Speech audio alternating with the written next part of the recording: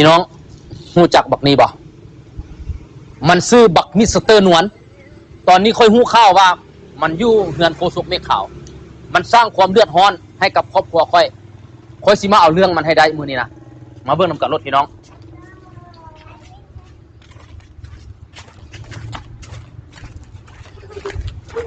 อยู่ใส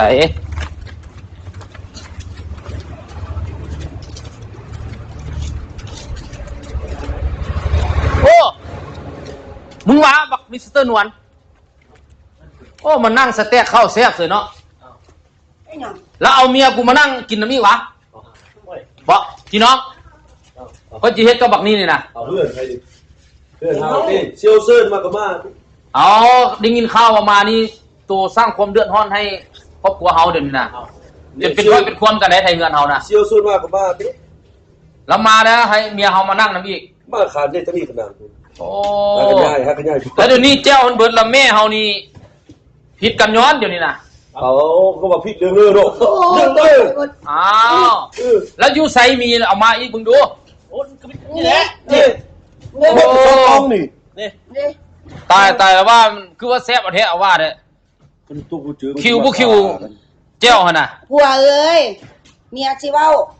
ผัวบ่มาเนี่ยเมียมาลมนะมิสเตอร์นวลไปแล้วสิซื้อแก้วก็ให้อีแม่เขาบ่ได้มานอกหมกคือบ่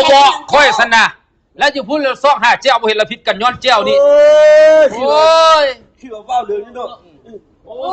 อันเจ้าอันบักเสียเส้นนี่วะขายดีนะ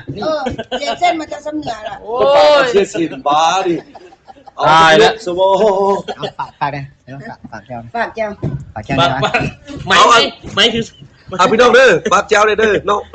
สำหรับวันที่4วันที่5ทีมงานเฮาทีมงานที่มาถ่ายคลิปในวันนี้เนาะเป็ดผู้พิเศษเด้อแต่เซตแปดยังเด้อเซต5เด้อวันที่4วันที่5เด้อขอบคุณครับเจอแล้วก็อันนี้เนาะอันนี้ค่อยกินเราแข็งกระดงอันนี้นะรับประกันน่าสนใจเด้อ